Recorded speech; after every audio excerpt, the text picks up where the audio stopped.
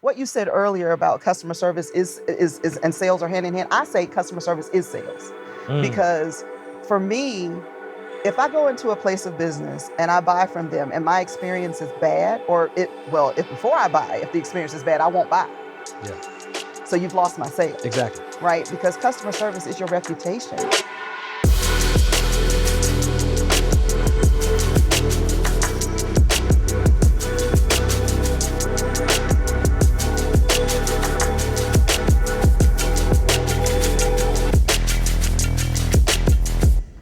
What's going on, family? Welcome to another episode of the Traffic, Sales, and Profit Show. I'm your host, Lamar Tyler. And if you're a Black entrepreneur looking to grow and scale your business or to grow and scale your wealth, you're in the right spot. And specifically, entrepreneurs, I want you listening because today we're talking about not just service, but customer service. Not just customer service, but 5-star excellent customer service. And I have the specialist, the expert for this, Angela Black, the CEO of Client Relations Consultants, here to teach us what we should be doing.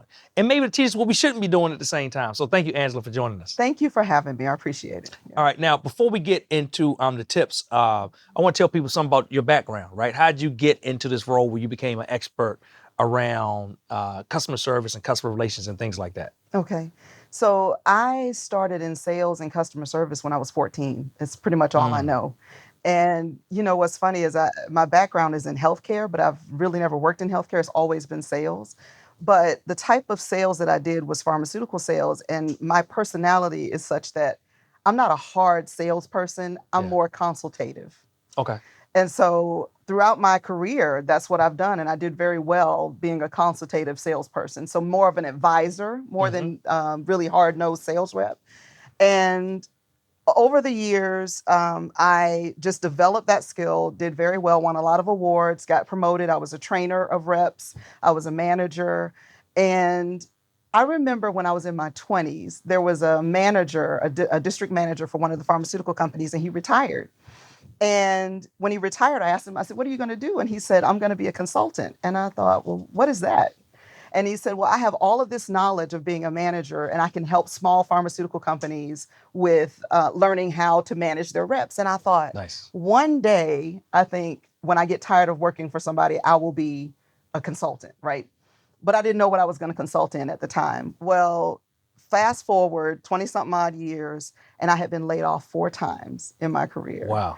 And I don't know if you've ever been laid off, but it's... Yes, I have. Yeah, it's jarring.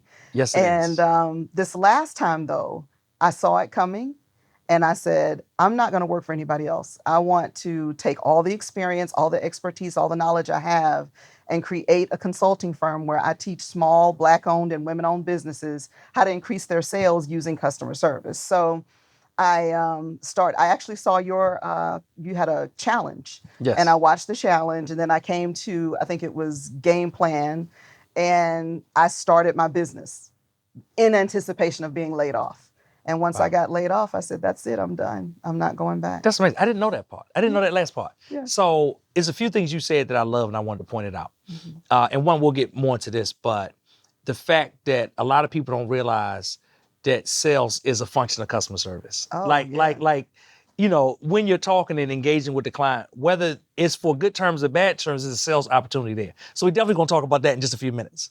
But I also love how you talked about seizing the opportunity, being ready for, hey, if I get laid off again, I'm already gonna be moving in motion. And I think that's something, like too many people, even when they see the writing on the wall, are still just sitting and waiting for bad things to happen. Like they know a bad thing is happening, right? It's like coming, that train is coming, you see the lights, but you literally, it's like, I hope it don't happen to me, but it's happening to everybody else around us. Right. And even when you told me, the one time I did get laid off, it was in like the 4th round of layoffs the company did, but it still was jarring. It still was like, it wasn't even like, I wasn't in the first wave. I was like the 4th of probably 6, but it still was shocking. It still was almost a feeling of like, why me? It still was, I'll never forget like walking out of the building, getting in my car and being like, now what? I know, yeah. Now, I think that's a good way to, I never really thought about it before, but like, I think that was like a good way to sum it up. Like the feeling was, now what? Right. And for me, thank God, I was in a position where I already knew now what, I because I love had it. already started building my business by the time I was laid off. But this isn't my first rodeo. This isn't the first business that I started. My first, one of the businesses I started was I was a professional organizer, and I used to Okay. help people get rid of clutter. And I was on Hoarding Buried Alive. I mean, I did Oh all wow. kinds. Yeah. So there's some things you don't know That's about like the me. holy grail of organizing to be on Hoarders, right? Yeah, I know. Yeah, so I got a chance to do that, but because of my organizing brain, that helps me in what I do now because I'm really organized with the way I think about setting up your sales and customer service, right? So that's how I help my clients is with that organizing part of my brain. But yeah, I think because this isn't my first rodeo with being an entrepreneur, my first business, I was 14 and I started my Mhm. first business back in the day in high school. So I've always had that entrepreneurial spirit and that drive and that work ethic that you need to be an entrepreneur. So I think that really helped me when it was time for the layoff. When the layoff came, I was just like, all right, this is it. This is what I'm doing. Now, you talked about the fact that you specifically focus on Black businesses and women-led businesses. Mm-hmm. Do you think that Black businesses get a bad rap when it comes to customer service? Absolutely. So this is one of I'm about to get on my soapbox. So Okay. this is one of my things is I get frustrated when I hear, especially other Black people say that when a Black owned business makes a mistake or doesn't perform to whatever level they expect, they say, well, I'm never working with them again, or they say, I'm never working with a Black business again. And they tell all their friends and family not to work with that person again. And it just really frustrates me because we don't get the benefit of the doubt when we make a mistake as Black owned businesses, right? But when you look at somebody like Walmart, who is notorious for bad customer service. People shop there over and over again. They complain about it, but they shop there over and over again. And it's like, why won't you give a small business, especially a Black owned small business, a chance? If they made a mistake, tell them, give them a chance to improve themselves, right? Instead of pushing them in the ground. And in the age of social media and reviews Yeah. on social media, you can really do damage to a small business just because they made a mistake. So my goal is to help my clients as much as possible prepare so that they don't make those mistakes. And if they do make a mistake, figure out a way that they can still get that customer to come back. And That's my goal. that's so powerful because I can't tell how many times, even with us, right? Someone will email in and say, their first thing, they'll start the email, I tried to support a Black company. Like you can just feel like that's the Yes. intro is, I tried to support I tried to support my people. Yes. But I paid $1.99 for that ebook, and I knew you were gonna try to beat me out of it and scam me. Right. And literally we're like, sir, ma'am, did you check your junk folder?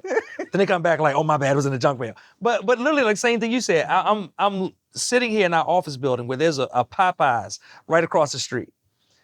And like the customer service is so bad. Whenever, if like Ronnie's like, I'm getting Popeyes, I'm like, listen, I done told you before, don't go over there, right? Go over there, she's coming back fuming mad. Yeah. But then like 3 months later, we'll still be back over there again, right? Yeah. I mean, how many times you been to the mall or how many times you been to a restaurant chain? I mean, like you said, like Amazon. Right. But we wouldn't consider ever like stopping Right. shopping at Amazon. But it's like one thing happens with a Black-owned business, and you like, I'm not buying Black. Right. Like this is a problem with the whole entire Black and maybe it even was a valid situation where bad customer service happened, but how does one bad incident stroke the whole Black community in the fact that you shouldn't buy Black now? I mean, I haven't figured that out yet. What I've tried to figure out is what is it? Because okay, we're gonna be honest now, right? Okay. There are Black, white, it doesn't matter, but especially in the Black community, I think we're hustling so hard when we start these small businesses, and a lot of us are solopreneurs. We're trying to handle everything by correct. ourselves, right? So sometimes things do fall through the cracks, right? And I get that, but why not give feedback to that business to let them know what it is that they did wrong so that they can improve instead of just writing them off? That's my frustration. But I think if we focus on planning it out, that's my whole thing when I talk to my clients is you got to plan out how you're going to treat your customers, the whole customer journey. How do you want them to feel? That's a big thing with me. How do you want your customers to feel when they interact with your business? And I think Black-owned businesses especially don't think about that. When we're planning our business, we may have our business plan. We have our gadget that we're going to sell or our service that we're going to sell, but we haven't thought about what am I going to do if this customer isn't happy? Or what am I going to do to try to make this customer keep coming back and spending more money with me and telling their friends and family to spend money with me? We haven't thought about that. So that should be part of our thought process before we even get to Oh, selling. yeah, that should be or part of moving. the planning. Yes, That's good. because what you said earlier about customer service is and sales are hand in hand. I say customer service is sales because for me, if I go into a place of business and I buy from them and my experience is bad, or if before I buy, if the experience is bad, I won't buy. Yeah, So you've lost my sale. exactly. Right? Because customer service is your reputation. It's what people think about you. And I always use Walmart because it's one of the tops that's known for bad customer service. But Frontier Airlines comes to mind because they just, like maybe a week or so ago, decided that they weren't going to have a phone. Yeah, they like, chat is Chat, WhatsApp, and I think email maybe are the only ways that you can get in contact with a customer service rep. And we already know ain't nobody answering them emails. No. We already know this. No, and it's so frustrating because one of the biggest complaints people have is not getting a human being on the phone. Yeah. Right? Obviously, Frontier doesn't care. It doesn't, I mean, I say that because if they cared, they wouldn't get rid of their customer service department. But when you look at those companies and you say, okay, it's kind of like you get what you pay for. You look at Frontier because they say, we're a budget airline. Yeah, cheapest, lowest fares, exactly. all that type of stuff. So you're not going to have customers. You don't expect this, So it's. But even that's interesting because as you say that, what it makes me think about is you can pick what you want to be known for. So I can be known for, hey, the cheapest bargain basement, but you're gonna have like a terrible experience, right? As a customer, but at the other end, there's opportunity if you look through the lens as well. Because one of the things, as they say, they're getting rid of their phone agents. One of the things that I think about, because I fly a lot, that I hate is the fact that when you do call an airline, the hold is always so long. Like, it doesn't matter like what airline it is. So I'm like just the opposite. There's opportunity in the marketplace just for somebody that could get more reps to pick up the phone faster, probably would just make more money. Right. Because people know, hey, you know what? If I got to change a flight, if I got to cancel something, if I got to do something, I can just pick up the phone. And even with our email software and tool, like one of the main things I would always say to people when they would say, hey, like, do you like the software that you guys use, X, Y, and Z? I would say one of the things I love most about them is support. Because I said, I can call them, I can chat. And most of the time, I don't even call them, but it's nice to know if I need to, I can. Mm-hmm. But I chat. But the thing is, when I chat, I get them almost instantly. And to me, that is like a differentiator. Like when somebody asks me, like, what are the things I like about it? That is always, if not number one, between number one and number two, because I'm so used, again, to software companies saying, oh, you got to email us to put in the ticket. Mm-hmm. I'll get some, auto response, of course, but I'm probably gonna have to wait 24 to 48 hours to hear a response on something. I most likely, because it's a tech thing, need right away in order to run my business. Right. And I think when you said it's a differentiator, that's the key. Because I think so many of us have gotten used to subpar customer service, right? We kind of expect it. I think in this society nowadays, customer service is it's not good overall, right? So I think we've gotten used to that, and it's unfortunate. I don't think that should be the status quo. And I read a quote. It said companies lose $75 billion annually for bad customer service. So let's go back to when you were talking about being on the phone so long with an airline, right? Let's just say you're trying to book a flight. Exactly. Right? And I've been on Delta Airlines, and I love Delta. I love Delta Airlines. But I've been on their phone, and it's like a 2-hour wait. I've been there. Right? Yes. So let's say you're trying to book a flight. I mean, you could get frustrated and say, I'll forget it. I'll just go fly, United Airways or something, right? And now they've lost your business because they didn't have enough. Now, I read recently they're hiring thousands of flight attendants. Why not take some of that money and put it into the customer service, Exactly. Yeah. And I think companies just don't think about that. They're thinking about, flight attendants do provide customer service on the flight, but what about outside of the flight, Yeah. But yeah, I think you're right. It's a differentiator if you provide that focused, personalized customer service. I know you guys went to Disney. Yes, and learned about, with the ITSP collab, learned about that. And even that was eye-opening because they talked about how they strive for excellence in different pieces. And most of the things, I think that was most shocking to the group, it wasn't like these huge, big initiatives, and it wasn't things that cost a lot of money.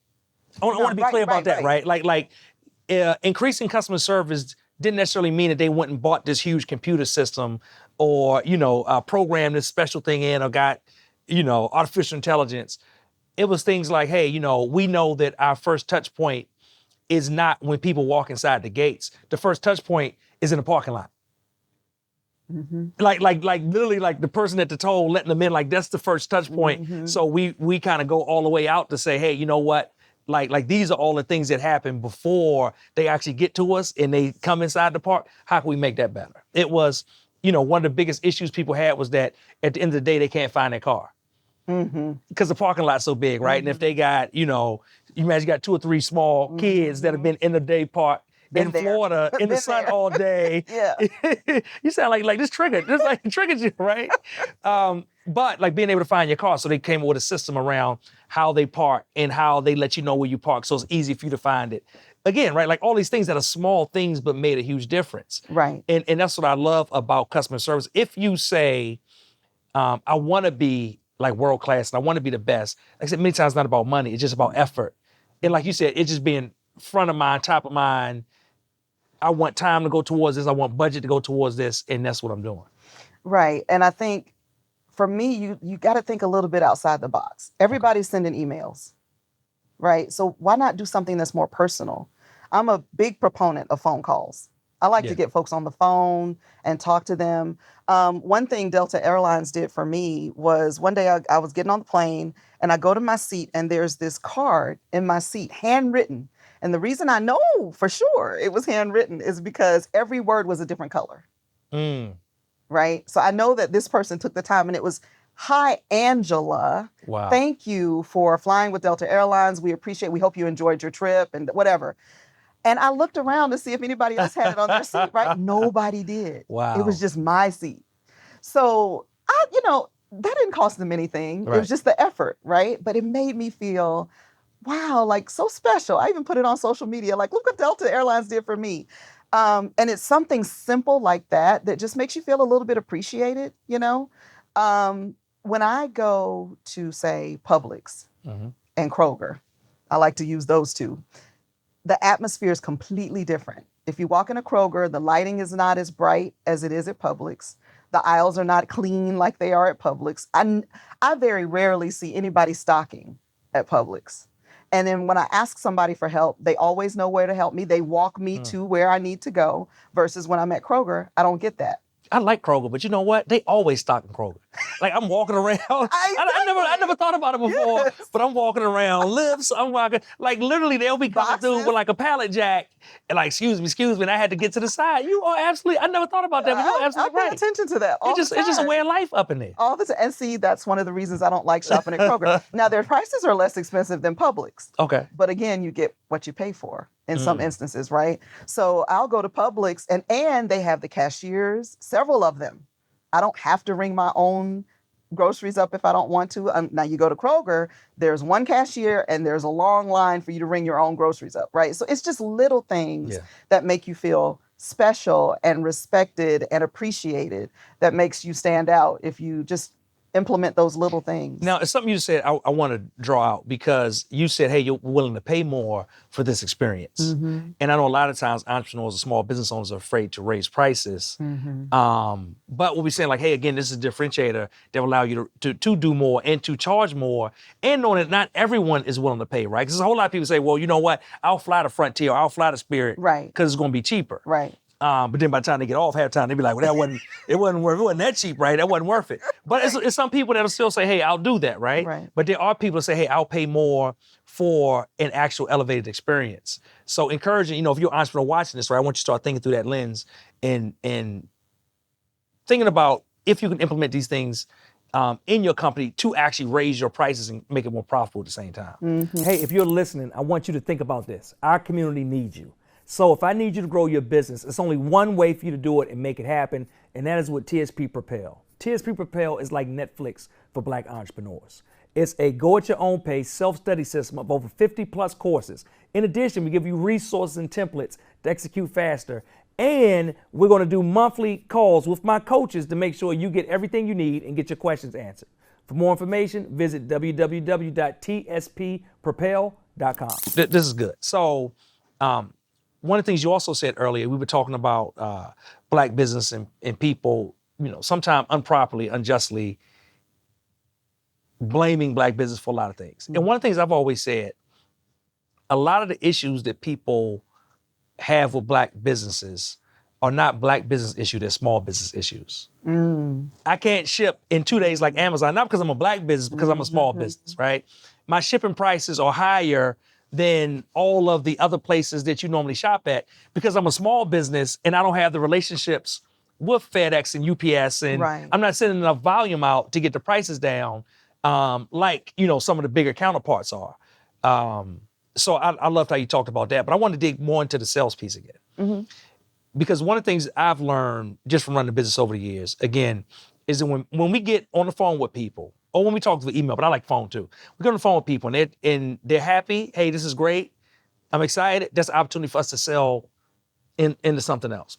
When people are upset, and every month we run numbers where it's like, hey, every month when we're talking to somebody that's trying to maybe our Propel membership, and they're trying to leave. If we can try to find out why they're leaving, a lot of times we can either save those people, Right. or we may have a different product or service for them that actually fits them better, where again we can sell them into something else. Right. Small businesses that are watching, how can they begin to make that shift to like, okay, this is not just something I have to do for disgruntled customers, but this is an actual sales position? And should they be hiring through that lens? Like, do I need to hire salespeople? Am I hiring just customer service people? Like, what does that look like? So yeah, I think, and I get it because like I've started businesses myself too, so I get it. But for small business owners, your business is your baby. And you are very emotionally tied to that, right? Especially in customer service. Yes. Ooh. And it's hard to hear negative feedback, right? Very hard.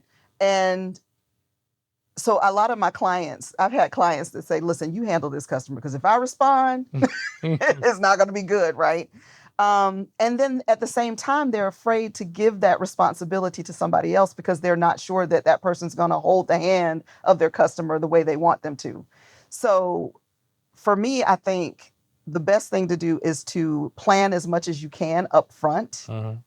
That's where the SOPs come in. That's where those standard operating procedures, have the procedures in place, have some scripts in place of what you can say so that when those things happen, you already have a framework of what it is that you're going to say, right? And then as far as hiring somebody, if you already have all those policies and procedures written out, you can really just hand it over to them. They know exactly, it's on brand with your company. They know exactly what you want them to say, how you want them to say it. And you can feel confident that they're going to handle the situation the way you would want them to.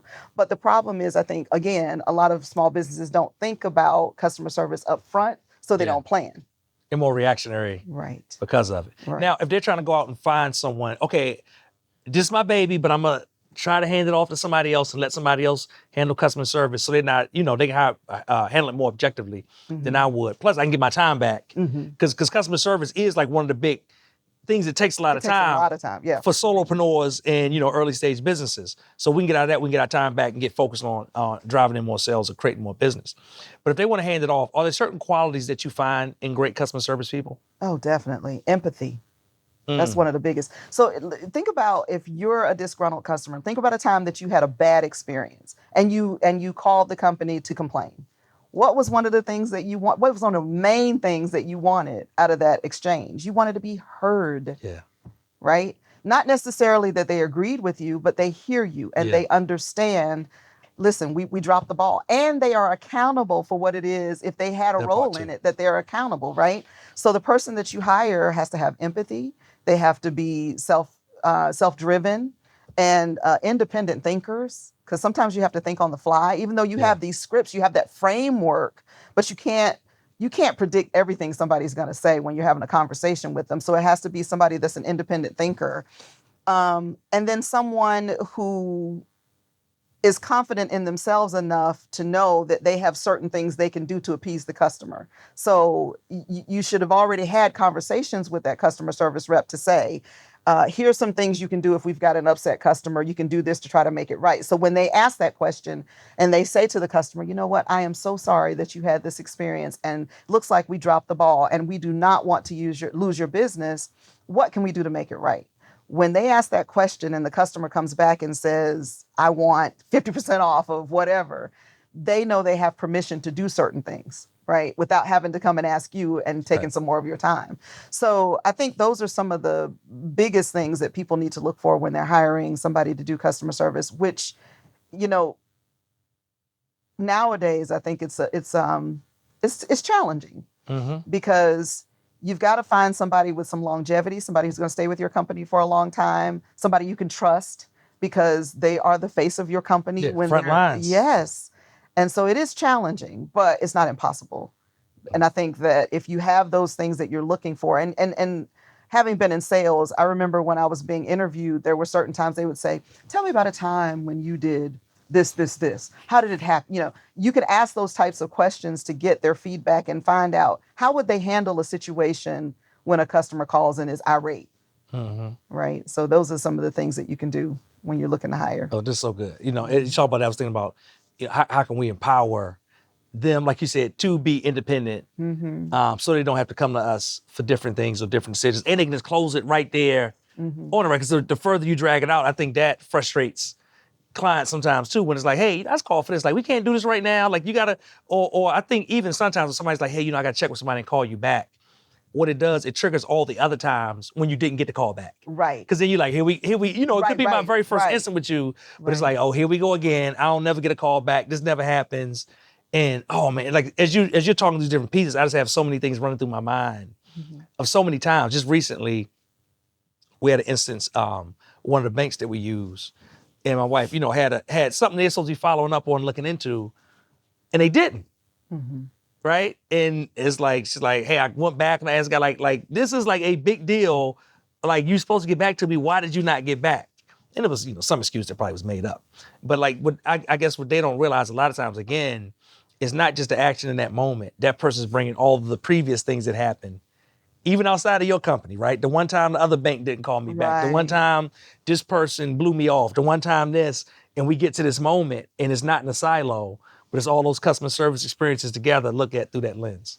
And that's the hard part. Like, you know, going back to the Black-owned businesses don't get the benefit of the doubt. I think we're paying for all of those times that somebody else did you wrong, right? But because we're a Black-owned business too, it's almost like we're held to a higher standard. That's true. You know, it's that whole thing, like when you're in corporate America, you've got to work 10 times harder, all of that. Same thing when you're a Black-owned business, right? And that's why I think if you start off with those touch points, like what you saw at Disney, if you start off with those touch points all along the way, that when you make a mistake, if it happens, then they're more apt to forgive you because you've made them feel so special up until that point, right? So one of the things I tell my clients is your first customer is not your outside customer, it's your inside customer, which is your employee. And if your employees don't feel respected, appreciated, how you expect them to do that and pass that on to your customers, right? So when you look at Disney, when you look at, let's say, Delta Airlines or even Publix. I was at Publix one day and one of the cashiers, she was ringing me up and her manager walked up and gave her a $100 gift card and said, this is for just appreciation for all the hard work you do. Wow. And I said, okay, so now I understand when I go into Publix and I ask them for help and they're willing to help me, they feel good about where they're working. It's part of the culture, right? Sounds like. Exactly. So, but now look at Walmart. Do you think those employees feel good about where they're working? I don't cussing, think so. Mumbling, talking under their breath. They do. So yeah, I think you gotta. It's the whole journey, like we talked about before. It's the whole journey, and if you give them those little touch points all along the way, when you make that little mistake, then they'll say to themselves, well, this is uncharacteristic of that company. Let me just reach out to them because this isn't like them, right? But if you don't do those little touch points along the way, I did a talk recently to some financial people and it was tax preparers. And I said, what if you're doing someone's taxes, you see they have children, you've got the birth dates of the children. Why not send their child a happy birthday card, you know, in August, months after you've done the taxes, with a $10 Chick-fil-A gift card in it, right? And they were like, wow, I never thought about that. Because To me, if that happened with me, if my Small tax preparer, things. it's the small things because I'm not expecting that, right? But all I'm thinking is I'm going to reach out to my tax preparer in April to do my taxes. I'm not thinking about they're going to send my kid a birthday card or whatever in the fall or whenever my kid's Yeah. birthday is. But when they do, now you're top of mind again. Now I feel special. Feel that whole feeling thing. Now I feel special. Now I feel like you really care about me, not just doing my taxes. And then when tax time rolls around again, I'm more apt to use you. And get this, I'm probably gonna call my friends and say, yo, you know what I got in the mail today? Exactly. Right.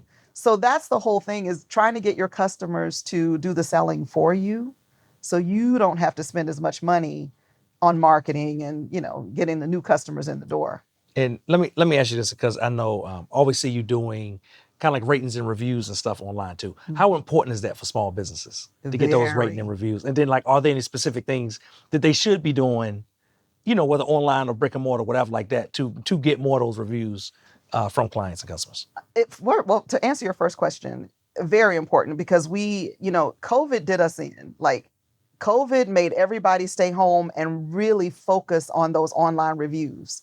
So a lot of times, I think now, even now that we're all out and about again, we still go to Google, we still go to Yelp, we still go to those websites to look at reviews first, because that's kind of what we got into in That trend to 2020.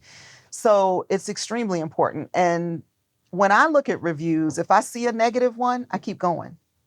I want to see what percentage is negative Yeah. compared to positive. But if you're not like me and you see that one negative one, and if it's rip roaring negative, you might say, oh, forget it. Right. Yeah.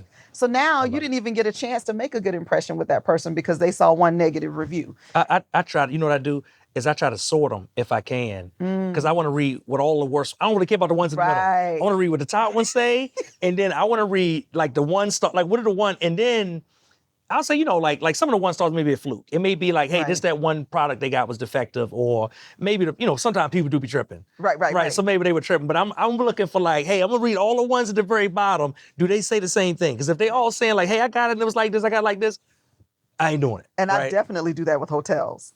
Because if it's several of them saying they got roaches, okay, they got roaches. It's not just one person, right? If it's several of them. But yeah, I do that. And as far as what you can do to get more reviews, one thing I've seen lately is restaurants do this a lot.